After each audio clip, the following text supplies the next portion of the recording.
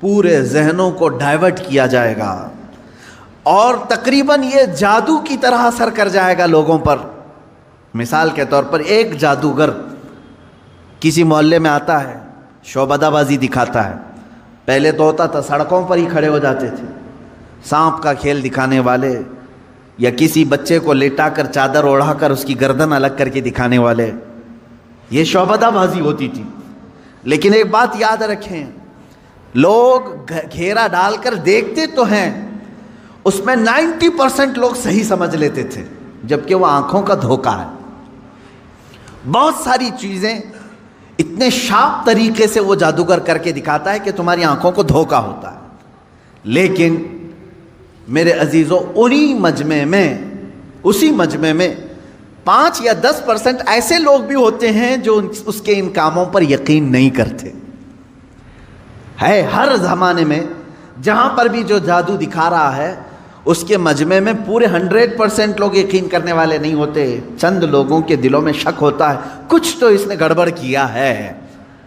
اب یہ وہ لوگ ہوتے ہیں ان کے اوپر جلدی جادو اثر نہیں کرتا۔ اسی طرح میرے عزیزو، آج کے زمانے میں یہ جو دجالی نظام قائم ہے، اس کا اثر بھی بھولے بھالے لوگوں میں تقریباً ہو جاتا ہے، لیکن سلیم فطرت والے جو عقل سلیم رکھتے ہیں ان پر ان کا جادو اثر نہیں کرے گا۔ اب آپ سب کو میں پہلے سے آگاہ کر رہا ہوں، قرآن کا چیلنج ہے کہ یہ پوری دنیا میں غالب آ کر رہے گا، غالب آ کر رہے گا، اور قرآن کی کوئی بات جھوٹ ہو نہیں سکتی۔ اسلام غالب آئے گا پوری کائنات پر۔ سب سے بہتر، سب سے برتر جو دین کہلائے گا دنیا میں وہ اسلام ہوگا، کیونکہ یہی دین حق ہے جس کے متعلق قرآن پاک نے ارشاد فرمایا۔ اب یہ کب غالب آئے گا، کیسے غالب آئے گا؟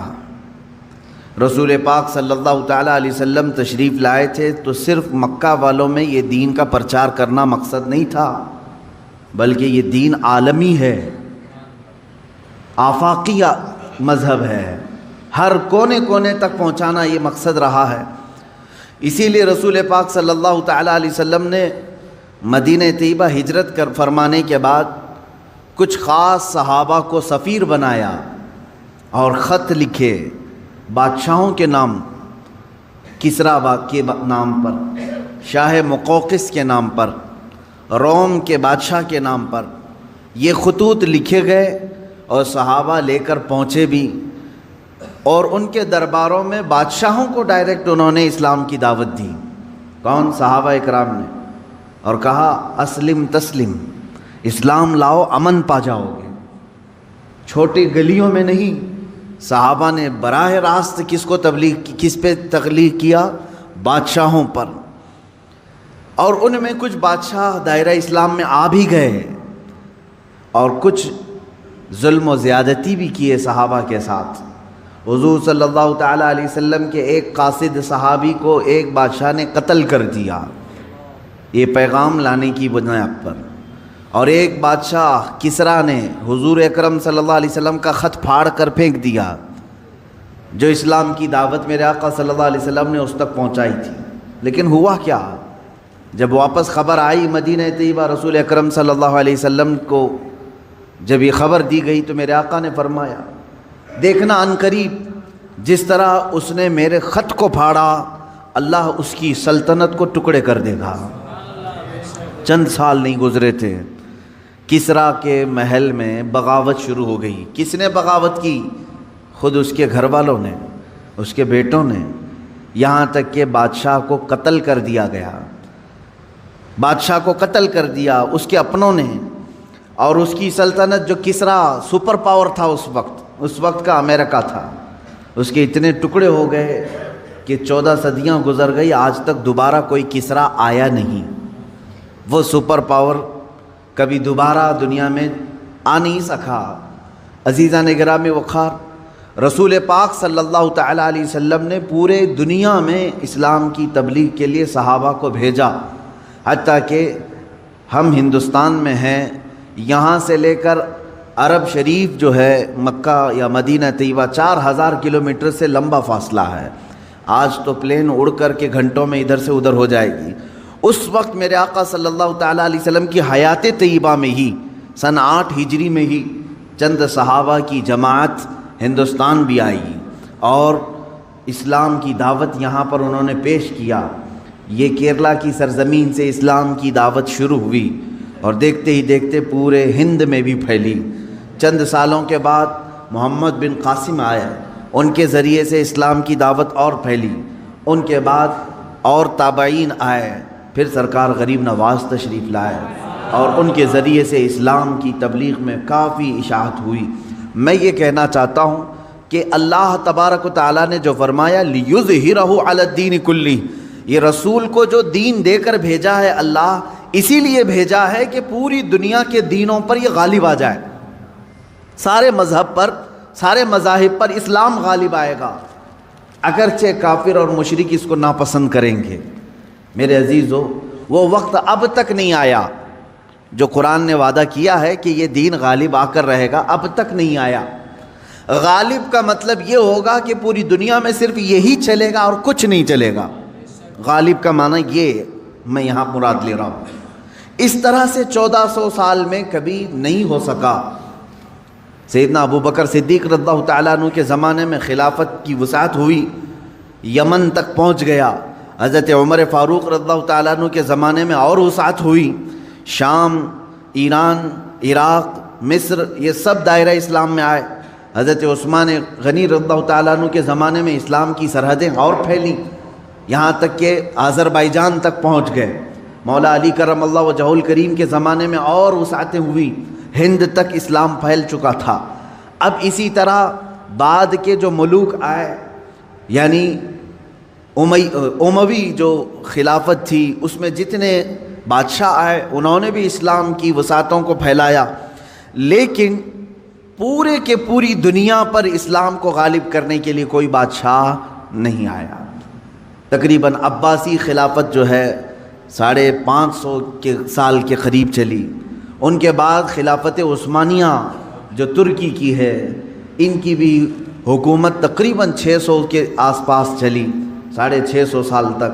اب اندازہ کریں ترکی کی خلافت عثمانیہ کی بھی سرحدیں تقریباً 3 انٹرکانٹیننٹل تک پہنچتی تھی، بر اعظم۔ افریقہ بھی اس میں شامل تھا، ایشیا کے بہت سارے ممالک شامل تھے، یورپ کے بھی کئی ممالک اس میں شامل تھے ترکی کی خلافت عثمانیہ کے انڈر میں۔ پھر بھی غالب جس کو کہتے ہیں وہ نہیں تھا، بہت سارے ممالک اسلام میں نہیں تھے۔ تو اب یہ 14 صدیوں کی تاریخ میں نے آپ کو اجمالاً بتا دی، خلافت راشدہ سے لے کر خلافت عثمانیہ تک، خلافت راشدہ سے لے کر خلافت عثمانیہ تک، یعنی تقریباً 632 عیسوی سے لے کر 1921 تک پورا کا پورا جو یہ یعنی مسافت ہے، اس میں سب بادشاہان اسلام، خلفائے اسلام آئے، لیکن دین غالب جس کو کہا گیا ہے قرآن میں وہ نہیں تھا۔ ہاں چند ملکوں میں ہے، آج بھی 57 کنٹریز میں اسلام ہے تقریباً۔ اسلام تو پوری دنیا میں ہے، لیکن 57 کنٹریز ایسی ہیں جو اپنے آپ کو اسلامی ملک کہتی ہیں، جہاں کے بادشاہ، جہاں کا نظام اکثر بیشتر اسلام سے ملتا جلتا ہے۔ اسلامی کنٹریز کے نام پر 57 ملک آج بھی ہیں، لیکن پھر بھی جو اللہ نے فرمایا پوری دنیا میں غالب آئے گا وہ نہیں ہوا۔ اب ہم رب تعالیٰ سے پوچھتے ہیں مولا وہ کب آئے گا جب پوری دنیا پر صرف دین اسلام غالب ہوگا اور رسول کا یہ دین غالب آ کر رہے گا، یہ بات طے ہے۔ جب اللہ نے فرمایا تو ہونا ہے۔ اس سے پہلے جو حالات آئیں گے وہ بھی میں بتاؤں گا آج کی اس گفتگو میں۔ رسول پاک صلی اللہ تعالیٰ علیہ وسلم سے ہی پوچھ لیتے ہیں کہ آقا آپ کا لایا ہوا یہ دین پوری دنیا کے چپے چپے میں کب پھیلے گا، کب ہر انسان دائرہ اسلام میں رہے گا؟ اللہ کے نبی صلی اللہ تعالیٰ علیہ وسلم ارشاد فرماتے ہیں قیامت کے قریب میری اولاد میں ایک میرا بیٹا پیدا ہوگا جس کا نام محمد ہوگا، حضور صلی اللہ علیہ وسلم کے نام پر ہوگا، اور دنیا اسے لقب سے یاد کرے گی مہدی کے نام سے۔ اور حضور اکرم صلی اللہ علیہ وسلم نے ارشاد فرمایا میری نسل میں، میری اولاد میں، حضرت فاطمہ کی اولاد میں جب وہ پیدا ہوں گے دنیا میں اور پھر ان کی خلافت قائم ہوگی، تو فرمایا گیا کہ پوری دنیا میں صرف اور صرف اسلام غالب آ کر رہے گا۔ اب وہ زمانہ کب آئے گا؟ ہاں، اللہ کا وعدہ برحق ہے۔ اللہ نے فرمایا یہ دین پوری دنیا پر غالب آ کر رہے گا، چاہے تم پسند کرو نہ پسند کرو۔ اب میری گفتگو کو بھی بہت سارے لوگ ناپسند کریں گے، وہ یہی کہیں گے ایک سمپردائک بھاشن ہے، یعنی ایک دوسرے کے بھید بھاؤ کی بات نہیں۔ میں کہوں گا اگر تم زندہ رہو گے تو دیکھو گے انشاءاللہ العزیز تم بھی اس چیز کو ایکسیپٹ کرو گے جو تمہاری روح کو سکون پہنچانے والی چیز ہے، تمہارے قلب میں اطمینان ڈالنے والی چیز ہے۔ اسلام کا مطلب یہ ہے پیس، کہ تمہارے دلوں میں اور روح میں وہ سکون پیدا کرتا ہے۔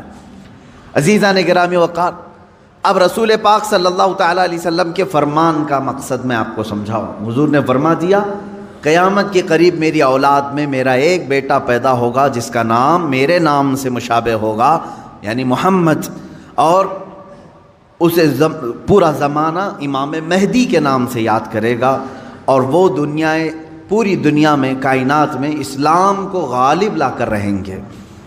اسی زمانے میں عیسیٰ علیہ السلام کا نزول بھی ہوگا۔ حضرت عیسیٰ علیہ السلام آسمانوں پر آج بھی باحیات ہیں، یہ ہمارا عقیدہ ہے سارے مسلمانوں کا۔ امام مہدی کے زمانے میں عیسیٰ علیہ السلام اتریں گے۔ یہ کون سا علاقہ ہوگا، اس کے متعلق حدیثیں ہیں۔ حضرت امام مہدی کا جو ظہور ہے یہ کب پیدا ہوں گے یہ نہیں معلوم، ظاہر ہوں گے، پیدا ہو چکے ہوں گے، آج بھی ہو سکتا ہے، ممکن ہے، پاسبل ہے۔ جب ان کی عمر پاک 30-40 سال کے آس پاس ہوگی اور یہ مکہ مکرمہ میں خانہ کعبہ کے طواف کے دوران ایک لشکر آئے گا جو خانہ کعبہ کو ڈھانے کی کوشش کرے گا، حملہ کرے گا، اور حضرت امام مہدی دعا کریں گے۔ آپ کی دعا کی بدولت اللہ تعالیٰ اس آئے ہوئے لشکر کو زمین میں دھنسا دے گا۔ لوگ اسی دن پہچان لیں گے اور ان کے ہاتھ پر خانہ کعبہ کے سامنے بیعت کریں گے۔ اب یہاں سے امام مہدی کا ظہور ہوگا، لیکن اتنا آسان نہیں ہے کہ سب مہدی مہدی کرتے ہوئے ان کے پیچھے چل پڑیں گے، بلکہ ان کے جانی دشمن بن جائیں گے وہاں کچھ لوگ جو ان کو قتل کرنے کی یا ہلاک کرنے کی کوشش کریں گے۔ امام مہدی اپنے متبعین کو لے کر ملک شام کی طرف چلے جائیں گے۔ اب ملک شام وہ ہے جس زمین کو میرے آقا صلی اللہ تعالیٰ علیہ وسلم نے ارشاد فرمایا یہ حشر کی زمین ہے، یہ حشر کی زمین ہے، سارے لوگ ہانکتے ہوئے ادھر ہی لے جائے جائیں گے۔ آج شام سے سب بھاگ رہے ہیں، بمباری ہو رہی ہے، لیکن میرے آقا نے فرمایا ایک زمانہ ایسا آئے گا کہ سب ہجرت کر کے ملک شام کی طرف جا رہے ہوں گے، سب جمع ہو رہے ہوں گے، ملک شام جمع ہو رہے ہوں گے، اور وہاں امام مہدی پہنچیں گے، اور وہاں آپ کی خلافت قائم ہوگی، اور عدل و انصاف اس قدر ہوگا کہ پھر وہ زمانہ آئے گا کہ شیر اور بکری ایک ساتھ چر رہے ہوں گے، کوئی ایک دوسرے پر حملہ نہیں کرے گا، اتنا امن قائم ہوگا۔ یہ رسول پاک صلی اللہ علیہ وسلم کی احادیث میں ہے۔ اب امام مہدی کی امامت کے دوران وہ فجر کا وقت ہوگا جب حضرت عیسیٰ علیہ السلام آسمان سے اتریں گے، اور جماعت کھڑی ہونے والی ہوگی، قائم ہونے والی ہوگی۔ حضرت عیسیٰ علیہ السلام ایسے اتریں گے جیسے ان کے جسم پر نہائے ہوئے قطرے ٹپک رہے ہوں۔ آپ کو حضرت امام مہدی پہچانیں گے اور آپ کو لا کر کے مصلی کی طرف بڑھائیں گے۔ نبی اللہ ہیں، روح اللہ ہیں، عیسیٰ ابن مریم سلام اللہ علیہ، قرآن پاک میں جن کے تذکرے ہیں، وہ اللہ تبارک و تعالیٰ کی نشانیوں میں سے ایک نشانی ہے، وہ عیسیٰ آئیں گے۔ اب وہ نبی جب امام مہدی ان کو آگے بڑھائیں گے، حضرت عیسیٰ علیہ السلام امامت کے لیے آگے نہیں بڑھیں گے، اور کیا فرمائیں گے؟ ارشاد فرمائیں گے کہ یہ مصلی امامت امت محمدیہ کا حق ہے، آپ امت مصطفیٰ ہیں، آپ امامت کریں، ہم مقتدی بنتے ہیں۔ اللہ اکبر، رسول پاک صلی اللہ علیہ وسلم کے مقتدی بنے سارے انبیاء، یہ تو معلوم ہے، لیکن رسول کی ایک امتی کے مقتدی بھی عیسیٰ علیہ السلام بن رہے ہیں۔ میرے عزیزو، یہاں نبوت کا درجہ گھٹانا مقصد نہیں ہے، بلکہ یہاں امت مصطفیٰ کی فضیلت بتانا ہے۔ امام مہدی کی امامت ہوگی، اس کے بعد پھر جو دنیا میں حالات ہوں گے وہ کیا ہوں گے؟ دجال آ چکا ہوگا اور دجال اپنے فتنے پھیلا رہا ہوگا، اور اب دجال کو کون مارے گا، کون ختم کرے گا؟ سارے لوگ پریشان ہو چکے ہوں گے، قتل عام کر رہا ہوگا لوگوں کو، ایمان والوں کا۔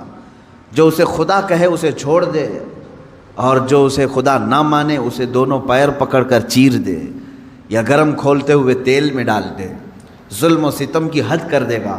کچھ لوگ ڈر کر کے کفر کر دیں گے، شرک میں مبتلا ہو جائیں گے، اور کچھ ایمان پر قائم رہیں گے، لیکن یہ زمانہ زیادہ دن تک نہیں چلے گا۔ حضرت عیسیٰ علیہ الصلاۃ والتسلیم کے نزول کے بعد عیسیٰ علیہ السلام کی جہاں تک خوشبو جائے گی یا ہوا انہیں مس کر کے نکل رہی ہوگی، تو وہ ہوا دجال کو جیسے لگے گی وہ پگھلتا جائے گا، جیسے موم آگ کی گرمی سے پگھلتا ہے۔ دجال عیسیٰ علیہ الصلاۃ والتسلیم کی دوری کی ہوا سے ہی پگھل رہا ہوگا، یہاں تک کہ مقام لد ایک جگہ ہے، اسرائیل میں ہے وہ آج، اور دنیا کا بڑا ایئرپورٹ انہوں نے وہاں پر بنایا ہے، مقام لد کا ایئرپورٹ بھی بنا ہوا ہے۔ اور حدیث پاک میں ہے عیسیٰ علیہ السلام مقام لد پہ اس کو اپنے تیر سے نشانہ بنائیں گے اور قتل کر دیں گے، اور امت مصطفیٰ کا یہ آخری فتنہ بھی ختم ہو جائے گا۔ اب اس کے بعد کیا ہوگا؟ وہی آیت جو میں نے تلاوت کیا، اللہ نے فرمایا هو الذی ارسل رسولہ بالہدی ودین الحق لیظہرہ علی الدین کلہ، وہ اللہ ہے جس نے اپنے رسول کو دنیا میں بھیجا ہے ہدایت کے ساتھ اور دین حق کے ساتھ، اس لیے کہ اس رسول کا دین پوری دنیا پر غالب آ کر رہے۔ اب یہ دین غالب آئے گا دجال کے خاتمے کے بعد امام مہدی کے ہاتھوں سے۔ ہر ملک یا ہر سلطنت جہاں کہیں تخت ہوگا وہاں پرچم صرف اسلام کا لہرا رہا ہوگا۔ وہ زمانہ آئے گا، وہ غالب ہو کر رہے گا دین، اور اللہ رب العزت نے یہ ارشاد فرمایا ہے کہ تم پر کسی اور کو پھر اللہ غلبہ نہیں دے گا۔ یہ زمانہ بھی کافی سال تک چلے گا، لیکن اس غلبہ اسلام سے پہلے کیا کیا ہونا ہے وہ بھی تو ہمیں جاننا ضروری ہے۔ آج کے وہی حالات ہیں جو مجھے اس گفتگو پر آمادہ کر رہے ہیں۔ میں نے بات تو کہہ دی آپ کو، حدیث کی روشنی میں بتا دیا کہ اسلام غالب آئے گا پوری کائنات پر دجال کے خاتمے کے بعد اور امام مہدی کے ہاتھوں سے۔ اب یہ دو بڑی نشانیاں حضور نے فرمائی، ایک تو حضور کی آل میں سادات میں امام مہدی پیدا ہوں گے، دوسرے کہ دجال آئے گا۔ یہ دونوں کا زمانہ ایک ہے۔ یہ کب ہوگا؟ کیا اس سے پہلے کچھ نشانیاں ہیں کہ دجال آنے والا ہے؟ میرے عزیزو، ہم سے زیادہ نشانیاں یہودی پڑھ کر کے انتظار میں ہیں، عیسائی پڑھ رہے ہیں۔ ایک بات یاد رکھیں، دجال کے دشمنوں میں ہم ہیں اور عیسائی ہیں۔ وہ دجال کو بھی اپنا دشمن سمجھتے ہیں، عیسائی، وہ اینٹی کرسٹ ہے، عیسائیوں کا بھی وہ دشمن ہے، لیکن یہودی اس کو اپنا مسیحا سمجھتے ہیں۔ وہ کہتے ہیں ہمیں نجات دلانے والا، ہمیں پوری دنیا میں غالب کرنے والا۔ جیسے آج ہم حدیث پاک پڑھ کر کے کہہ رہے ہیں امام مہدی آئیں گے اور پوری دنیا میں اسلام غالب ہوگا، یہودی یہ کہتے ہیں لوسیفر آئے گا یا دجال آئے گا، جس کو وہ مسیحا کہہ رہے ہیں، اور وہ ان کو نجات دلائے گا سارے ظلموں سے اور پوری دنیا میں ان کی حکومت قائم کرنے میں ان کی مدد کرے گا۔ اور اس لیے دجال کے آنے سے پہلے جو جو نشانیاں ہونی ہیں یہ یہودی خود کر کے دکھا رہے ہیں۔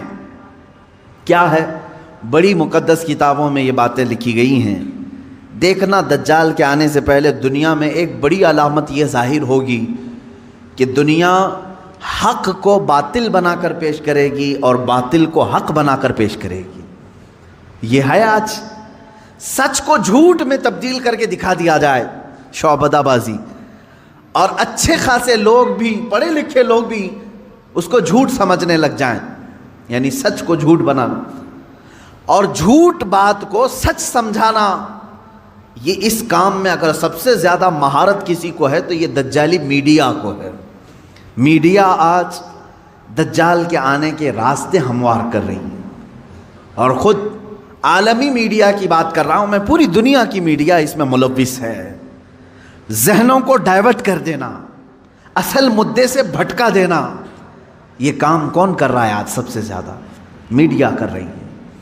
میرے عزیزو، سچ بات کو جھوٹ بنا کر پیش کرنا یہ دجال کے آنے سے پہلے ہوگا، اور کثرت سے ہوگا، کثرت سے ہوگا۔ یوں سمجھ لیں ایک پرہیزگار متقی شخص کو لا کر کھڑا کر دیا جائے گا اور اسے 100 لوگ بولیں گے یہ چور ہے، چور ہے، چور ہے، اور دنیا سمجھنے لگے گی کہ ہاں شاید چور ہے، دنیا سمجھنے لگ جائے گی۔ یعنی تقریباً 90% لوگ ان کی باتوں پر یقین کرنے لگ جائیں گے کہ شاید یہ چور ہے، شاید یہ چور ہے۔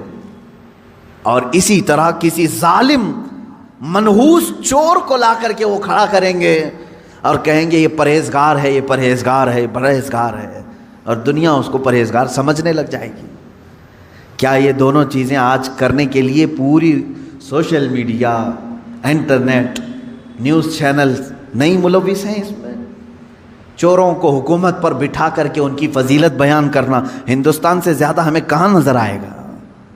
سب سے زیادہ ہمیں یہاں نظر آتا ہے جو پورے کے پورے ملک کو گبن کر کے بیٹھے، اسے مسیحات اور اسے لوگوں کا ایسا بے کسوں کا کس جس کو کہا جائے ایسا بنا کر پیش کرنا، یہ میڈیا کا رول ہے۔ عزیزان گرامی وقار، پورے ذہنوں کو ڈائیورٹ کیا جائے گا، اور تقریباً یہ جادو کی طرح اثر کر جائے گا لوگوں پر۔ مثال کے طور پر ایک جادوگر کسی محلے میں آتا ہے، شعبدہ بازی دکھاتا ہے۔ پہلے تو ہوتا تھا سڑکوں پر ہی کھڑے ہو جاتے تھے، سانپ کا کھیل دکھانے والے، یا کسی بچے کو لیٹا کر چادر اوڑھا کر اس کی گردن الگ کر کے دکھانے والے، یہ شعبدہ بازی ہوتی تھی۔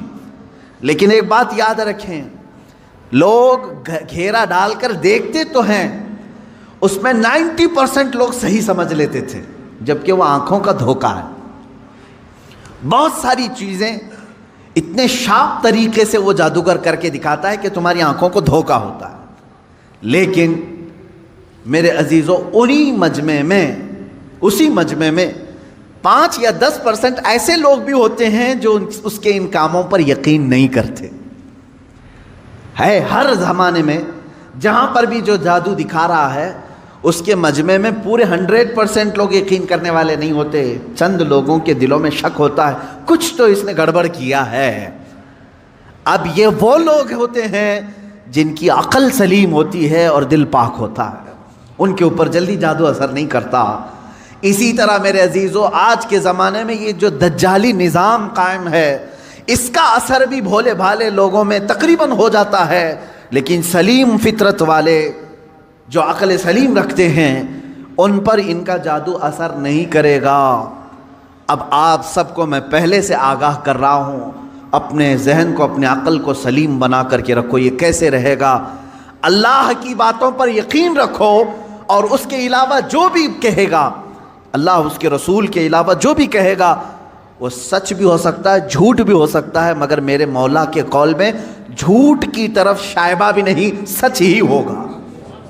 جب تمہارے ذہنوں میں یہ بات آئے گی تو پھر تم دنیا کو 100% ایمان لانے والے، یقین کرنے والے نہیں رہیں گے۔ آج دیکھ رہے ہیں آپ، میں مسلسل پچھلے 1 ہفتے سے دیکھ رہا ہوں، فرانس میں جو گستاخی ہوئی اور اس کے پاداش میں جو کچھ بھی حالات ہوئے سب کو معلوم ہے۔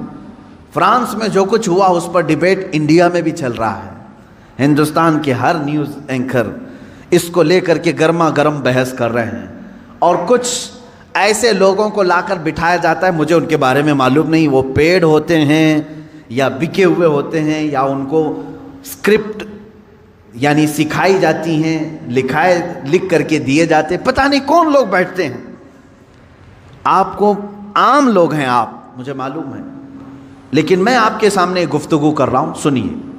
ایک اسکول کا ٹیچر بلیک بورڈ پر کارٹون بناتا ہے رسول پاک صلی اللہ علیہ وسلم کا، اس کی شکایت بھی ہوتی رہی لیکن وہ باز نہیں آیا۔ اور اسی علاقے کا کوئی ایک نوجوان اس سے برداشت نہیں ہوا، اس نے جا کر کے اس کا سر قلم کر دیا۔ یہ ہے، معلوم ہے آپ کو، یہ رپورٹ ہے، آپ کو معلوم ہے۔ اس نے سر قلم کر دیا، وہ اس کا اپنا پرسنلی معاملہ تھا، عبداللہ شیشانی جو بھی ہے۔ اب اس کو کیا چھوڑ دیا؟ لوگوں نے چھوڑ دیا عبداللہ کو، بلکہ اسی وقت گولیوں سے بھون دیا فرانس کی پولیس نے، ختم کر دیا۔ دونوں ختم ہو گئے، جن کے دونوں کے معاملات تھے وہ چلے گئے۔ اب میں ایک جملہ کہتا ہوں، تمہارے نزدیک عبداللہ شیشانی ٹیررسٹ ہے، یعنی اس نے سر قلم کیا اس لیے یہ ٹیررسٹ ہے۔ ہمارے نزدیک رسول کا خاکہ بنانے والا سب سے بڑا ٹیررسٹ، ظاہر سی بات ہے۔ اب فیصلہ یہی ہوگا، تمہارے نظر میں جو ٹیررسٹ تھا اس نے اس کو قتل کیا جو ہمارے نظر میں ٹیررسٹ تھا۔ بہرحال یہ معاملہ ہو گیا یا ختم ہو گئی بات۔ لیکن میرے عزیزو، اس واقعے کے بعد فرانس کی حکومت کو کسی ایک کی طرفداری کر کے گورنمنٹ بلڈنگوں پر حضور پاک صلی اللہ علیہ وسلم کے خاکے لگانے کا کیا مقصد تھا؟ حکومت کسی ایک ویکتی کے، ایک پرسنل شخص کی حمایت کرتے ہوئے اور گورنمنٹ کی بلڈنگ پر بڑی سائز میں حضور پاک صلی اللہ علیہ وسلم کی تصویر لگا رہی ہے، یعنی کارٹون بنا کر کے۔ کارٹون در حقیقت یہ گالی کی صورت ہے، آدمی صاف گالی نہیں دے سکتا تو اس کی صورت بگاڑ کر کے کہیں لکھ جائے، حضور پاک صلی اللہ علیہ وسلم کو انہوں نے کیا۔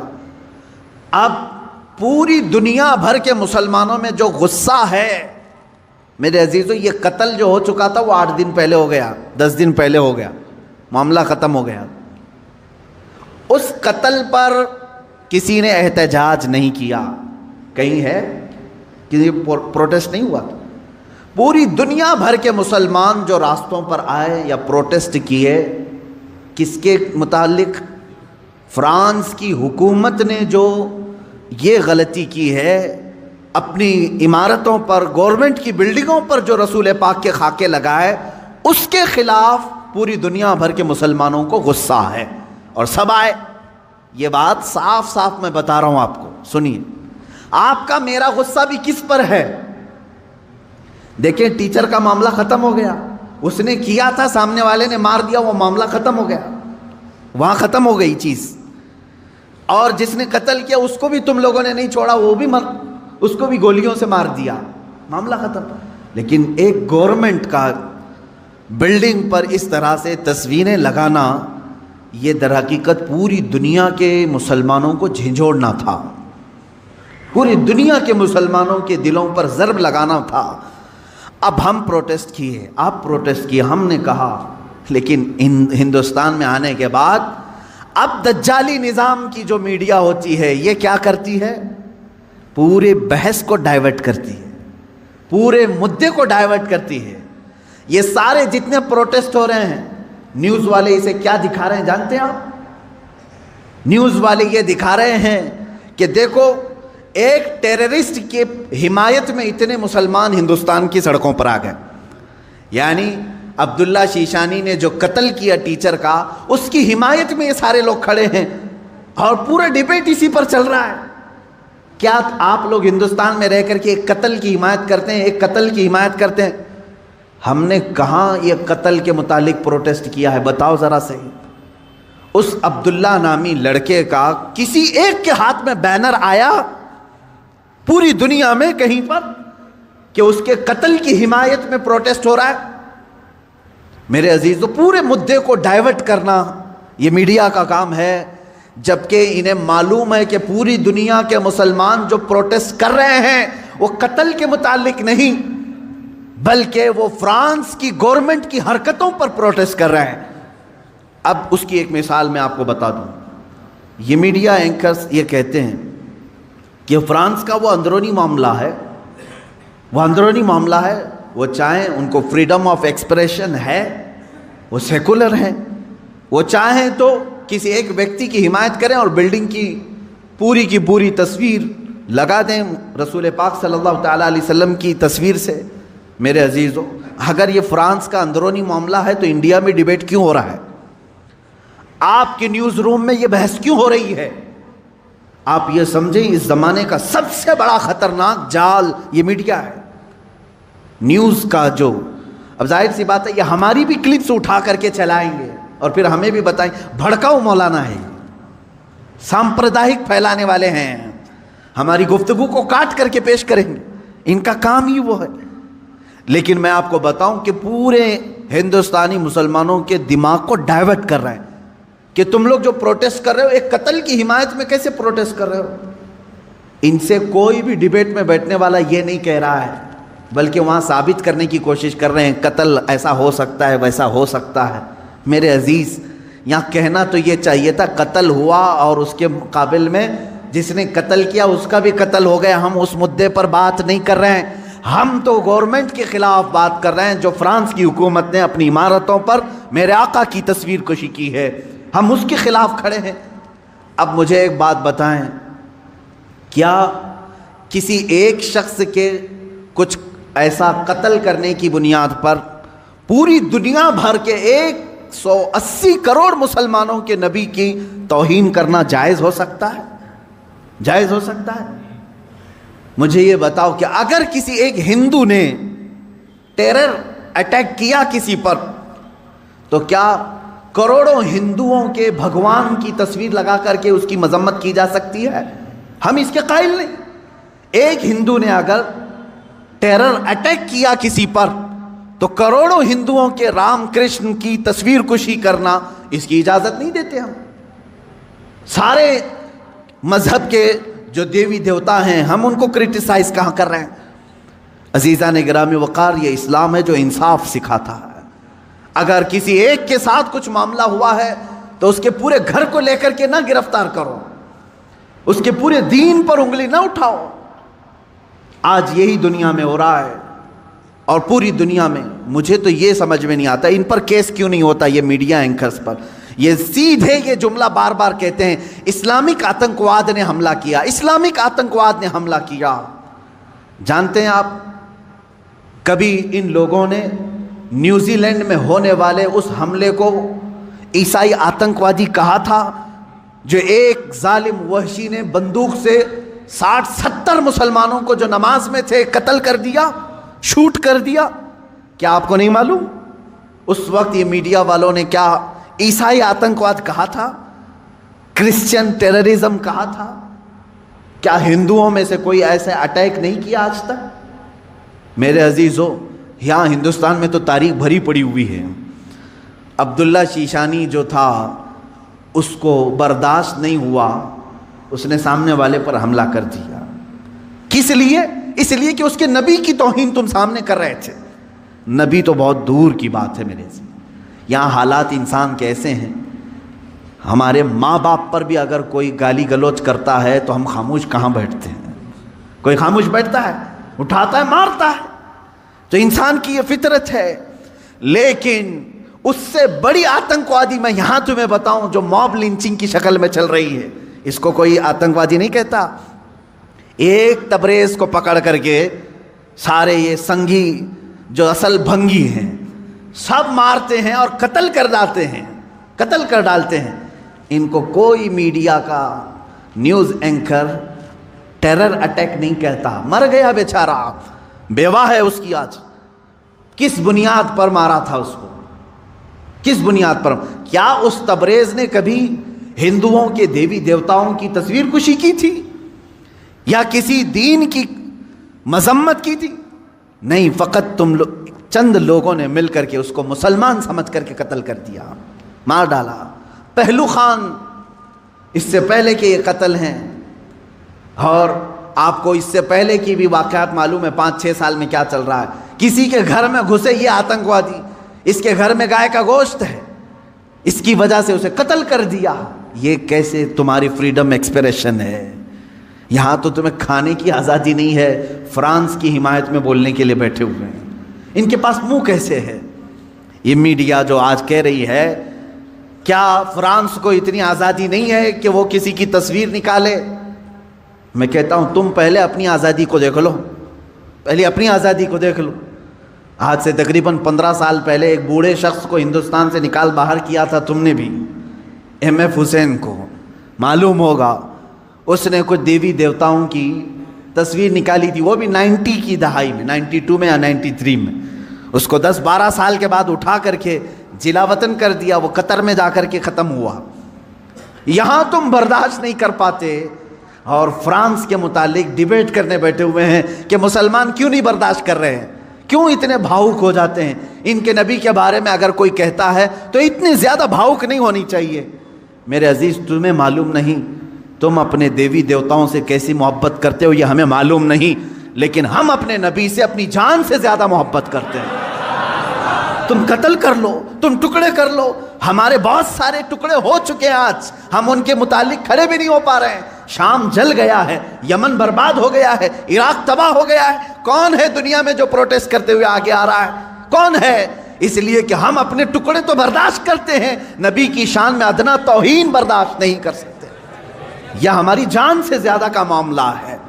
آپ یہ سمجھتے ہیں فریڈم آف ایکسپریشن ہونا چاہیے، یعنی آزادی اظہار رائے اس کو کہتے ہیں، اپنی رائے کے اظہار کرنے کی آزادی، دے کر کے دکھاؤ، یہاں ہم پر کیس کر دیں گے آپ نے ایسی باتیں کیوں کی۔ میں آپ سے پوچھتا ہوں، کیا مجھے فریڈم آف ایکسپریشن نہیں ہے؟ فریڈم آف سپیچ نہیں ہے؟ ہمیں گفتگو کرنے کی ہمارے پاس یہاں پر کسی کو آزادی نہیں۔ کتنے تو رپورٹروں کو ان لوگوں نے جیل میں بھیج دیا ہے حق بات بتانے کی وجہ سے۔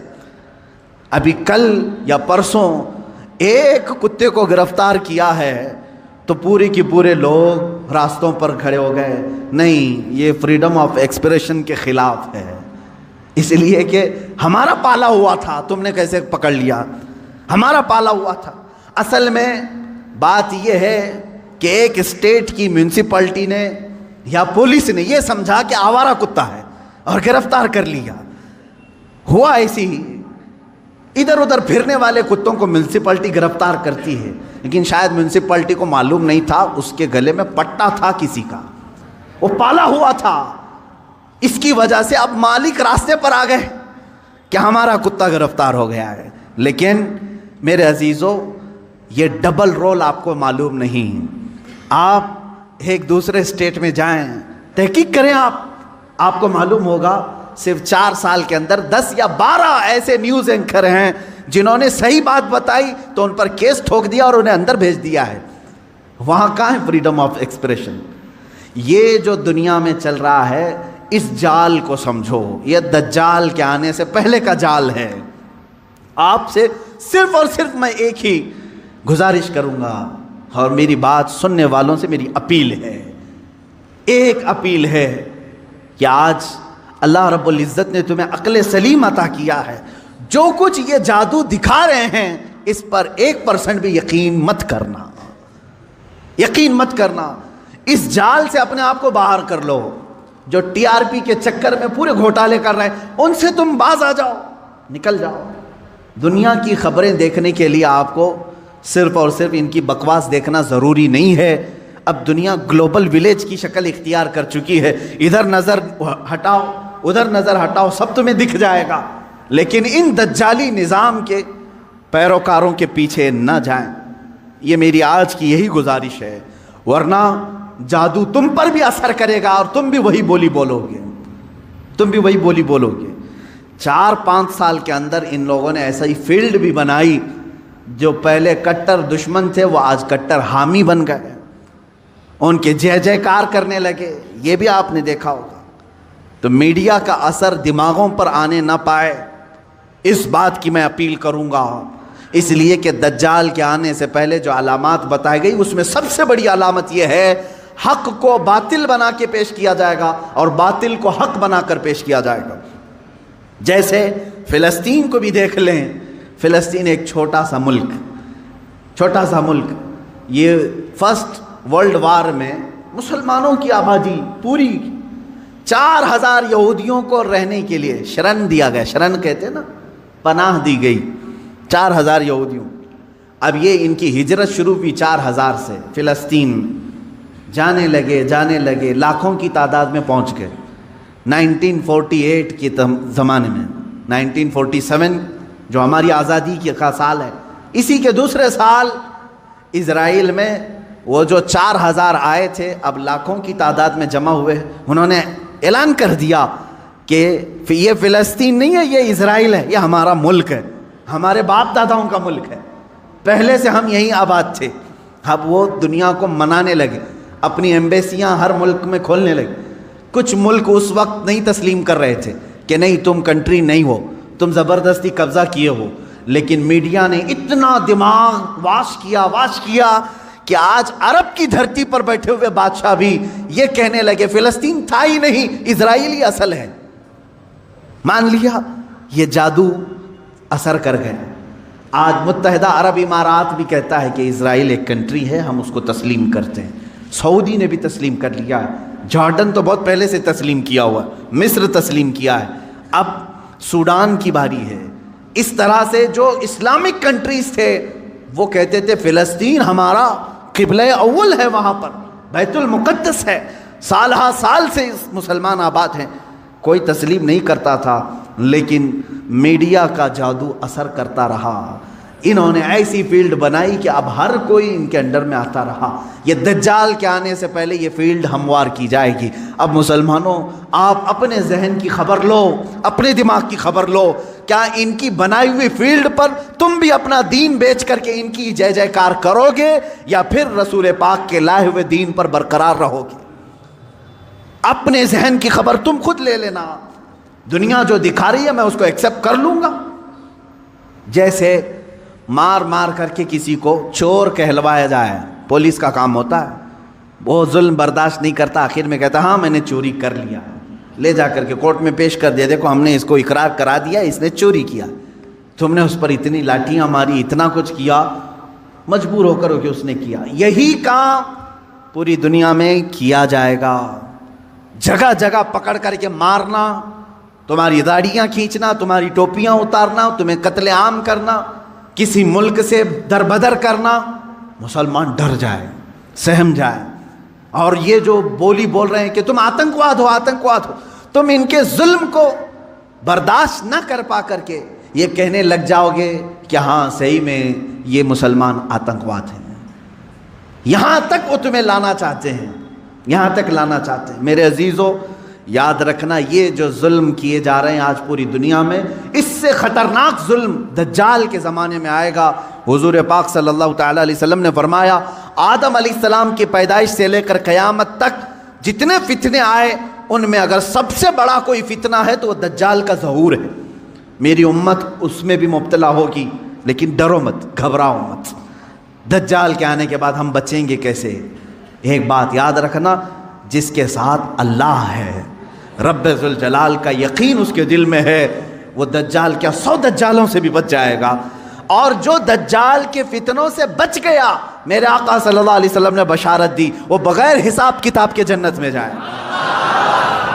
سارے فتنے تو دنیا میں اس نے جھیل لی، ساری مصیبتیں جھیل لیا ہے، اللہ رب العزت اسے انعام عطا کرے گا، آپ جنت کے حقدار ہوں گے۔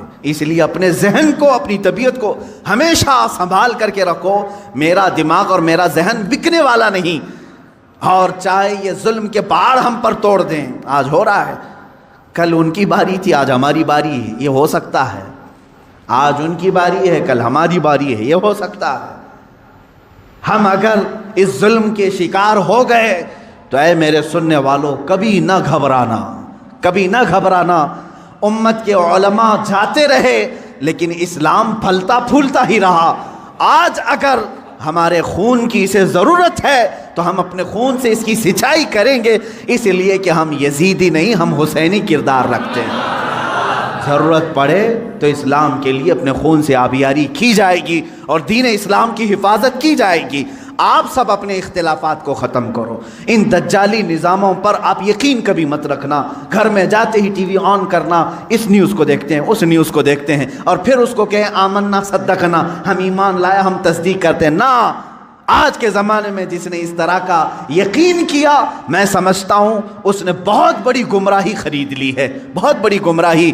ہاں، جب قرآن کھولنا تب کہنا آمنا و صدقنا، میں ایمان لاتا ہوں اور اس کی ہر بات پر تصدیق کرتا ہوں۔ اس لیے قرآن نے کہا ہے هو الذی ارسل رسولہ بالہدی ودین الحق لیظہرہ علی الدین کلہ ولو کرہ المشرکون۔ وہ اللہ ہے جس نے اپنے رسول کو ہدایت کے ساتھ بھیجا ہے اور ایک حق دین دے کر کے بھیجا ہے۔ اس لیے بھیجا کہ اس رسول کا دین پوری دنیا میں غالب آ کر رہے گا، پوری دنیا میں غالب آ کر رہے گا انشاءاللہ العزیز۔ وہ دن آئے گا جب ہر گھر پر، ہر پارلیمنٹ پر پرچم اسلام لہرا رہا ہوگا، میرے نبی کا، مصطفیٰ کریم صلی اللہ تعالیٰ علیہ وسلم کا نظام بول رہا ہوگا۔ اللہ رب العزت سے ہم یہ دعا کرتے ہیں کہ مولا اگر ہماری قسمت میں وہ دن لکھے ہوں تو ضرور ہمیں ان دنوں تک زندہ رکھ اور ہماری عمر کو اتنی طویل کر کہ ہم کائنات عالم میں پرچم اسلام کو لہراتے ہوئے دیکھ سکیں، ہمارے دلوں کو سکون ہو سکے۔ اے قدیر و جبار خدا، اگر ہم غریبوں کے حصے میں کوئی چیز تو لکھنا رکھا ہے تو بس تیری ذات سے یہ امید رکھتے ہیں، تیرے فضل سے یہ یقین رکھتے ہیں کہ ہمیں امام مہدی کی فوج میں شامل فرما دے، ان کی خلافت میں ہم سب کو شامل فرما دے۔ وآخر دعوانا ان الحمد للہ رب العالمین۔